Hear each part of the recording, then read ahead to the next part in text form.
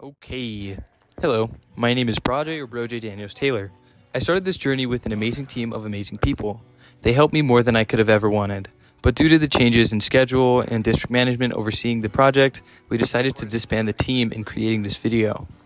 I will possibly be using clips from the rough draft we produced earlier on in the creation of this project, and of course, giving all the previous team the recognition and credit they deserve for all the hard work they've done and put in to help me get to this finished product of this presentation.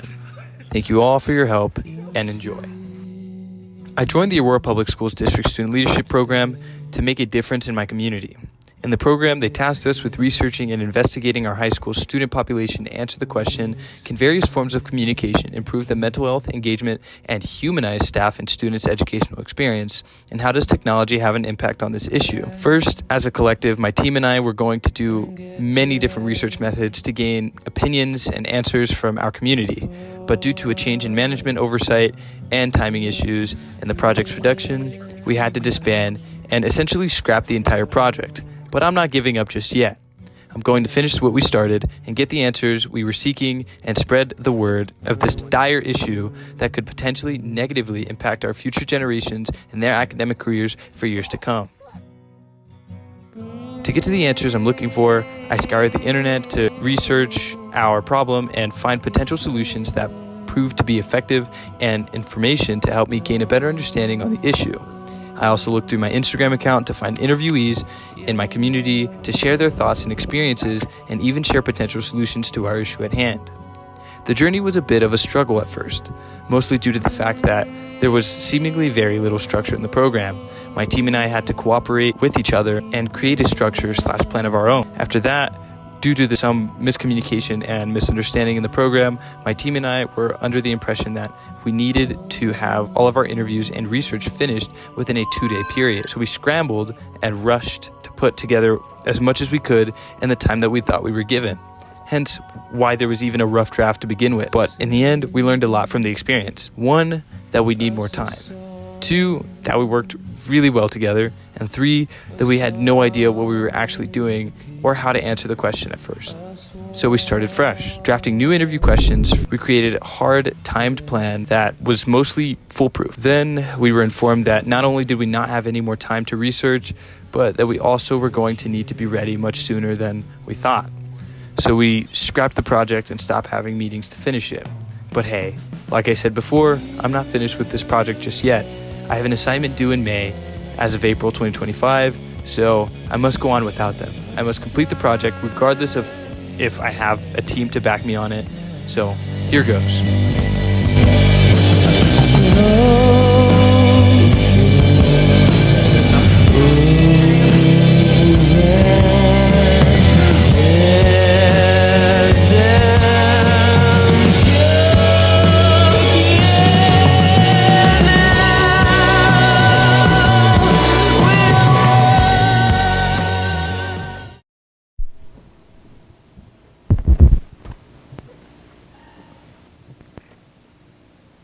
As you probably know, depending on your age and graduating class, school has not been the most engaging or enjoyable experience to most students, and maybe even yourself. This has been a problem for years as I've progressed through my own academic journey. I've been to many different schools and states, and my experience, school spirit, and interest from students and even some teachers has just plummeted in the last 5 years. After meeting with the students in the APS District Student Leadership Program, we theorized that this issue could be related to the rising mental health crisis epidemic after COVID-19, with most of the students saying they've suffered with more emotional and mental health issues during and even post the COVID-19 lockdown that disabled school buildings and social interaction for most school districts for almost 2 years. Not only did that affect the mental health and engagement for students attending public schools, but the increased amount of technology usage in public schools has also been theorized to be contributing to our problem. So join me on this journey to answer these questions. Can communication and relationships between students and administrators/teachers improve a student's academic engagement? Can communication between students, teachers/administrators influence or improve the mental health of students? Could technology play a part in improving or reducing the quality of communication between teachers and their students? Does it have an effect on engagement in the classroom? And what different forms of communication could help or improve the communication and relationships between staff and students?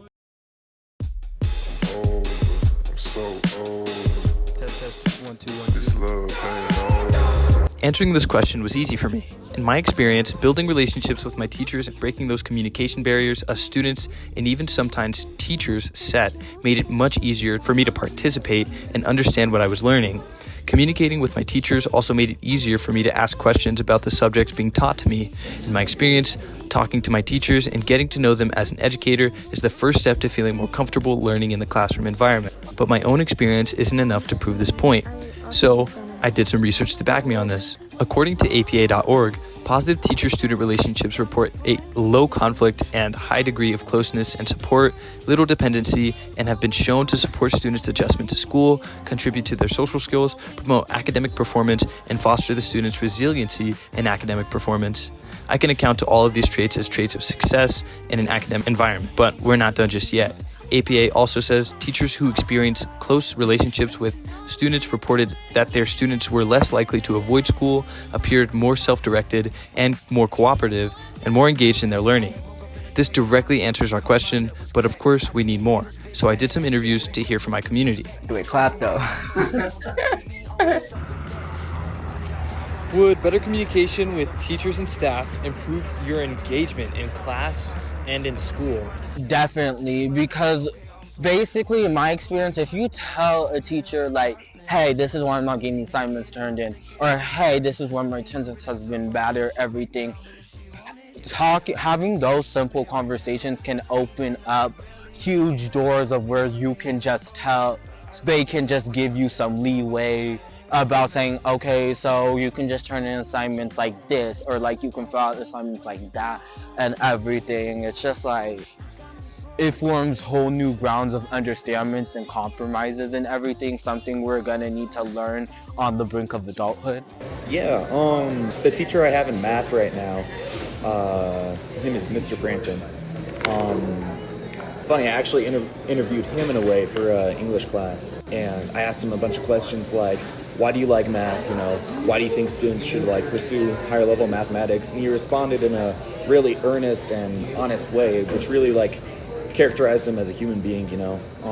I remember him mentioning in class at some point that he also like worked at Taco Bell in like high school, and I was like, you know, these little things that humanize teachers and like make them more relatable make me want to do things for them more. Like, I'm more eager to like please that teacher now because like, you know, I have this level of like connection with him. You know, I've asked him honest questions. He's told us about like honest experience in his life, and yeah, the fact that I could communicate with him made me want to perform better in his class. As you can see, communication and collaboration through student-teacher relationships is great and overall better for school engagement. That's great and all, but we have more questions to answer.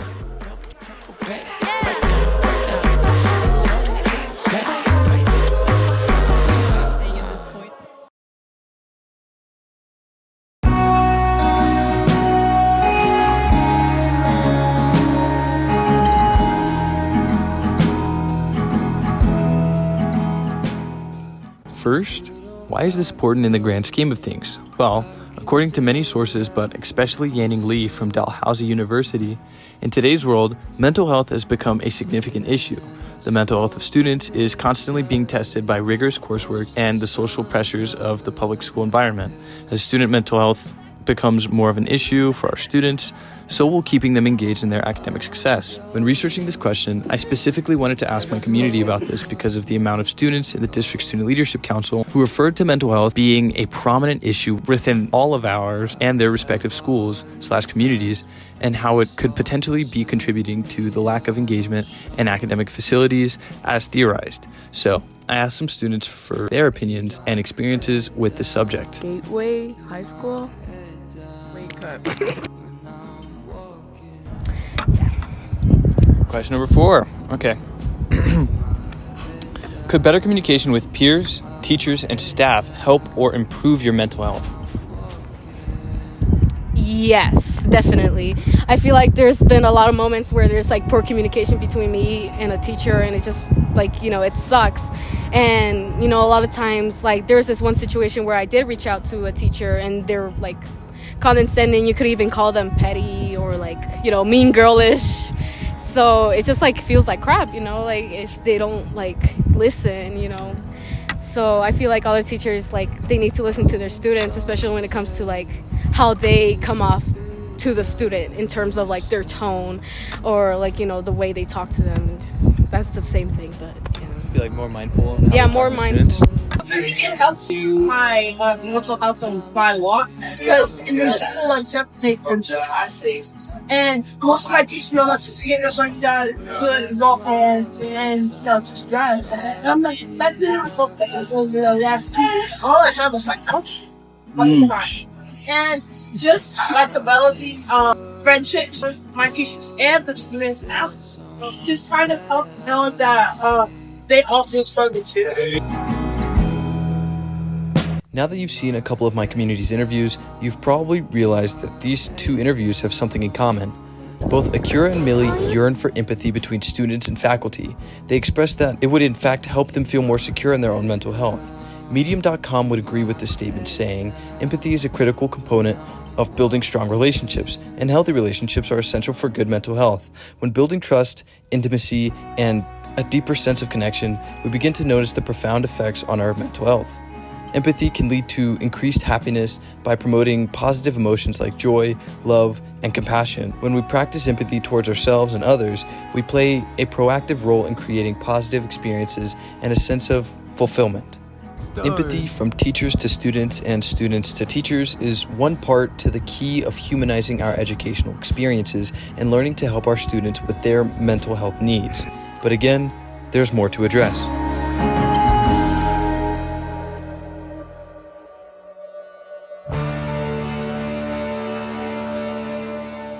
In my experience traversing through schools since the COVID-19 pandemic, computers and technology in general have become more of a necessity in the classroom. Even our schoolwork has become more digitalized rather than handcrafted or physical assignments. Even now, as I'm writing the script, I'm doing it on an iPad.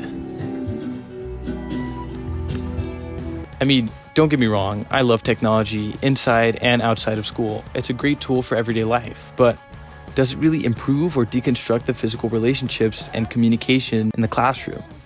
In my own personal observations, classrooms full of students have been muted. What I mean by muted is really just drastically silenced by the screen set in front of the students. I've observed classes where all the work is assigned on the computer with minimal effort or verbalized exchange from either student or teachers. Then the bell rings and class is over. Most of, if not the entire class, was spent staring at either a computer screen or a phone. Is this ethically where education is headed? As you could have guessed, I got some opinions and observations from fellow students. According to some students like, I'm Peterson. I'm a senior at Pahrump Valley High School in the state of Nevada. So what's good, twin? What's good, twin? which I asked, Does technology, in your experience, improve or discourage communication with teachers and peers, and how? I'm gonna say that one's a 50-50. Like, it encourages kind of like Google chatting your teacher, emailing your teacher, you know, texting your friends on Snapchat. Yeah. There's some where like it just like if your teacher's like teaching, right, and someone's on their phone, you know, that can like not be that could disengage us. You understand what I'm saying? I understand what you're saying, yeah. and Hi, my name's Joselyn Martinez. I go to Gateway High School, and I'm a junior.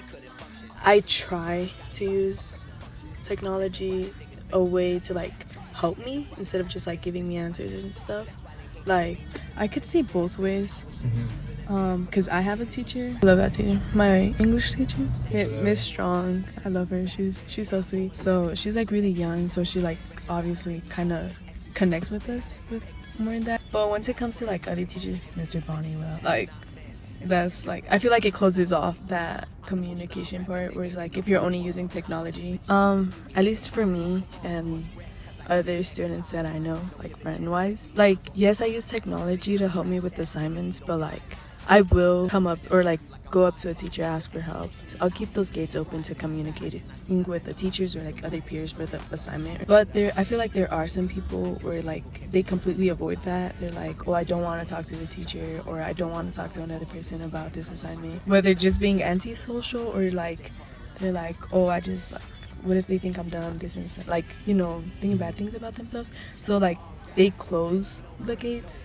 So they're like, oh, I'm gonna find like every possible way not to be able to talk. Do you think technology helps them keep those gates or those communication barriers closed?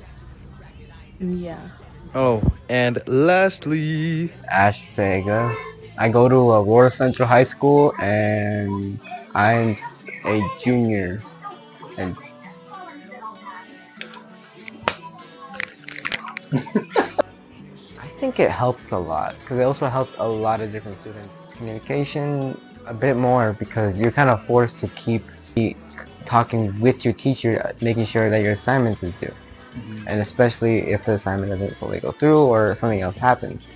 You do it online or you're forced to kind of talk to your teacher about that. It does make a lot of schools more social media-ish, but it can help you make a lot of different friends, especially when they're basically everywhere.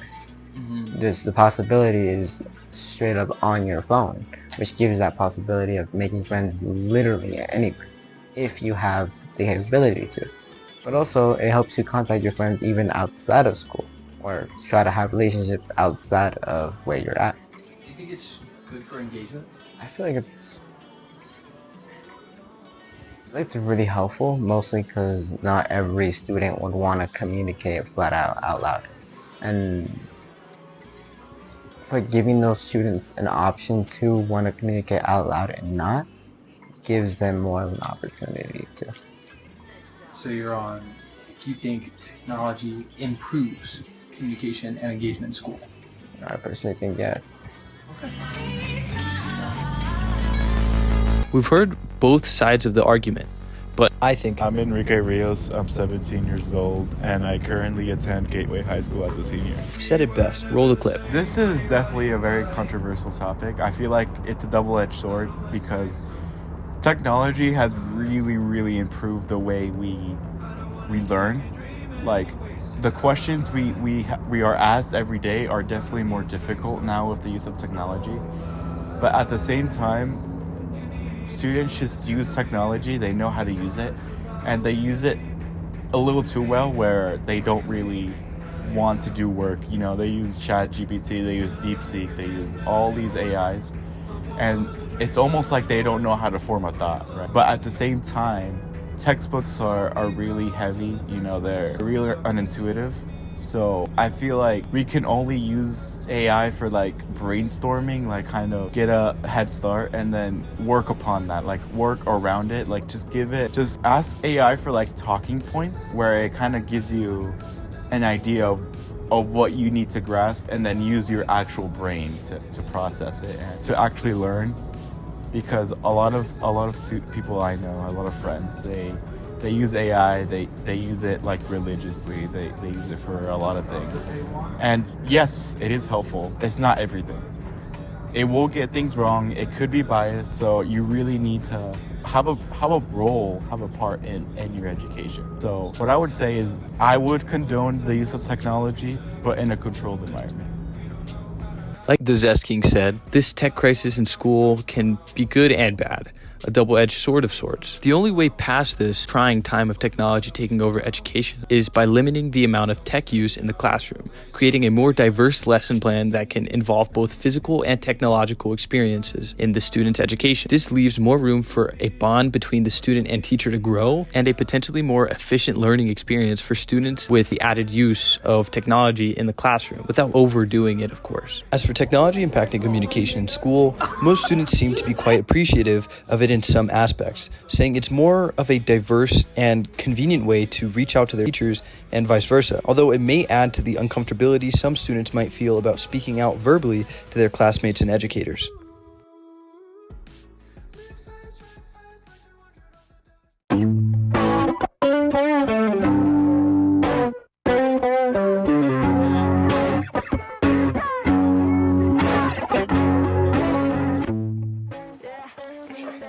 Same process. Yeah. I think what forms of communication would help you communicate better with like the principal, teachers, the staff, the counselors, that kind of thing, even students? Maybe if there was a period, a set time where the principal would he would clear his schedule so that he can talk to the students, because the schedules, the appointments work, but sometimes students need more time to talk to the principal instead of talking to them with a set limited time. Maybe if the principal or anybody else just cleared their schedule just to talk with the students and get feedback to actually help them, it would help a lot. Maybe like a phone number or something where I can talk to them, like text them, because I don't really use email like that much. Maybe like getting words out, like when there's like sports or something, actually like instead of just putting a paper up where people are just gonna walk past it, like actually say, oh, there's sports and this and that. Maybe that'll get more people to like join and like actually involve with other people here at the school. And just saying like just little things like doing more like little parties or something so people would go to them, or just like things to help out with the school. Can you repeat that? Posters help, emails. I don't really think the Google Classroom helps too much because no one really wants to check it. Personally, I see the notification, just swipe it away. I feel like they need to do more intercom announcements, personally. I feel like that's the only way to reach the full school. Or we used to watch Spartan News every day. Now we don't. Specifically for me, I would say like anything like what we've already been doing, like posters, flyers, the morning like announcements, those are good too, even though I don't like watch them all the time. But another thing would probably be email to parents so that they know and they talk to me about it, because I don't check my email, but like my parents do. If they tell me about it, I'm like more likely to get involved. Forms of communication would help you connect with your school's community and environment. Sorry, I was making faces at the camera. Anyone in the office should kind of try and be more out with students. I feel like that would help students like stop in the hallway and ask questions, talk, build relationship with teachers. Because a lot of times I come back from Pickens and I notice that a lot of the people in the office just stay in the office. You never see them outside unless they're getting lunch, but that's about it. I would say like talking in person, like having real time to like sit aside and talk in person. But I feel like that's also like kind of a struggle, because you'll like make an appointment and then sometimes the appointment will never happen and you won't get any it's kind of like a no call no show, except they just don't come and grab you, or when you go over there they don't explain it to you until you go and find them rather than them coming to find you. I feel like we need to improve and work on what we have to us, like what we already have access to, fix what's missing. We already have them. Why add something new when you already have something you can use? Just make it better and accessible.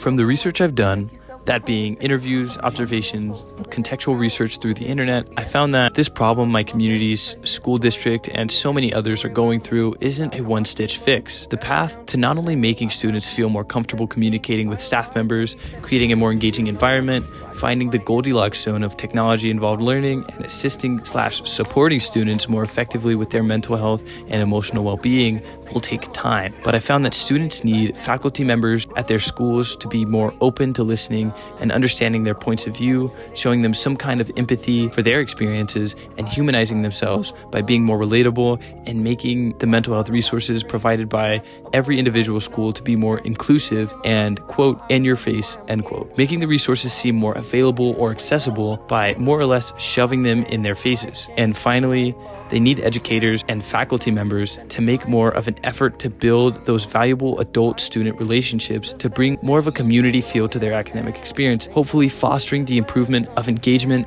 attendance, academic performance, and even the mental health epidemic among students throughout.